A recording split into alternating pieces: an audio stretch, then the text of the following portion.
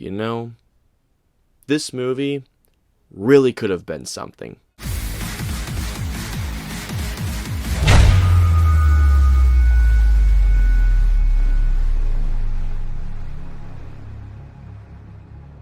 So, Rebel Moon Part 1, A Child of Fire, is part 1 of a 2-part epic space opera directed by Zack Snyder, in which we follow a character named Korra, written by Sofia Boutella, who is living on a peaceful settlement that soon finds themselves threatened by a tyrannical force, and as you all can imagine, who is the best hope for survival? Korra. Alrighty guys, so let's get into Rebel Moon Part 1. Excellent!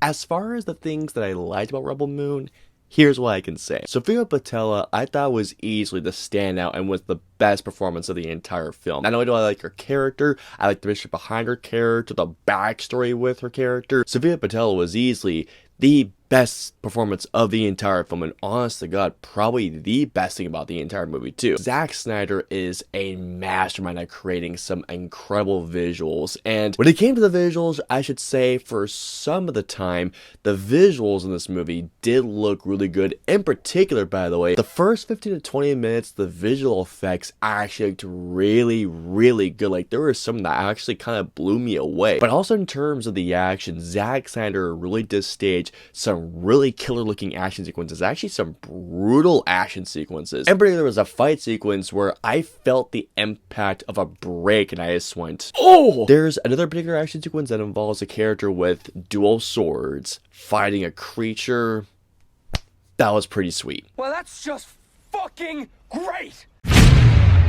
I'm actually a pretty big Zack Snyder fan. I absolutely love his remake of Dawn of the Dead. 300 is badass. Watchmen, I absolutely love. The Snyder Cut, I adore. Man of Steel, I think, is easily one of the most underrated films of the last decade. And not to mention Army of the Dead, I think is a really fun time. When he makes great stuff, it is truly, I mean truly great stuff. When I had heard that Zack Snyder was making his own take of essentially Star Wars meets Dune meets, in a way, Seven Samurai along with heavy metal, I got very excited, especially knowing how great of a visual filmmaker that Zack Snyder is, combined with some really cool storytelling in there. I really, really wished I liked this movie. While the other performances are quite good, and by the way, the cast of this movie is really, really good. You also have Charlie Hunnam, not to mention Ed Skrein, and I'm forgetting, Digimon Honsu, which I'm pretty sure I just butchered his name right there. They're literally cardboard cutout characters that I really didn't care about whatsoever. The first 15 to 20 minutes of this movie are actually pretty solid. It's a solid setup. I liked the opening world. The action sequences were really, really fun to watch, and the visuals were quite freaking good. But then all of a sudden, it was like Zack Snyder was on a slapdash trying to go as fast as he possibly could, even though this movie is almost 2.5 hours long, rushing on character development. The most character development that you get in this movie is a bunch. And I mean a bunch of exposition every time a new character is introduced.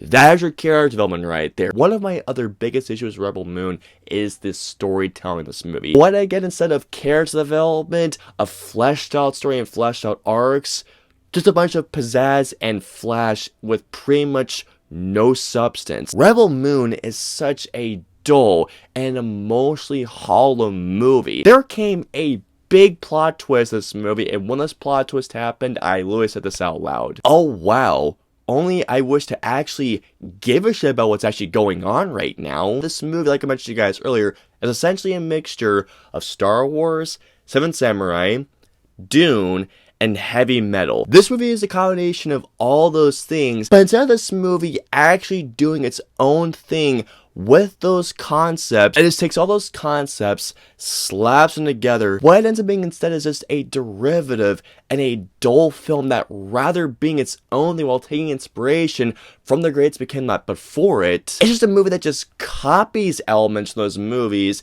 and tries to tell a story copying those certain things. There were some CG shots that looked actually really good. In fact, some of them looked really fantastic. But there were some shots that I could not believe that Zack Snyder himself said that they were okay to be released. There were some shots in this movie that not only felt like just straight out of a PS3 game, Xbox 360 game, but there were some shots that just felt really just unfinished. What is one of the biggest things that Zack Snyder uses in all of his movies?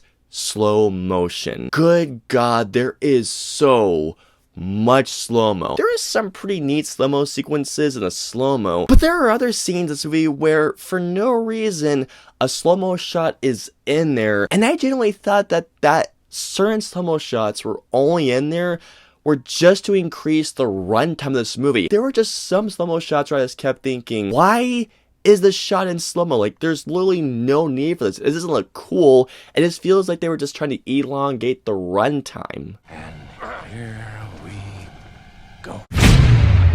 So overall, Rebel Moon Part 1 is a movie that has a lot of flash, but with the bare minimum of substance. This movie had lots of potential, but unfortunately I felt like that Zack Snyder took the things that inspired him and copied them rather than making something unique and of his own. All in all, I'm gonna give Rebel Moon Part 1 a 1.5 out of 5. I was so looking forward to seeing Zack Snyder's take, a grittier, a much more mature take on Star Wars, Dune, heavy metal, Seven Samurai, but unfortunately, what we got here just feels like a derivative and a dull copy of those said things. So comment down below and let me know. Have you guys seen Rebel Moon Part 1? What did you all think of it? Let me know below. If you guys want to follow me on social media, I'm on Facebook, Twitter, Instagram, and I'm also on Twitch. So if you guys want to follow me on all those social media platforms, all the links in the usernames are in the description below. I hope you enjoyed my review of Rebel Moon Part 1. If so, please hit that like button, also subscribe, and don't forget the notification bell for my latest review goes live. If you guys want to see my previous 2 reviews, please click right there or right there. And of course, till my next review or video goes live, I will see you all next time.